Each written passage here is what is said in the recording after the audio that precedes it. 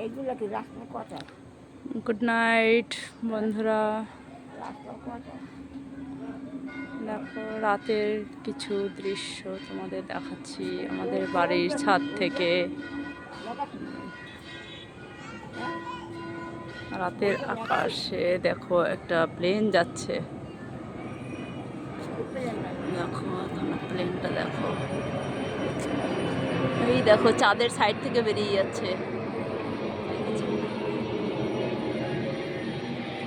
সুন্দর একটা দৃশ্য তুলে ধরলাম তোমাদের কাছে। কেমন হয়েছে সবাই জানিও।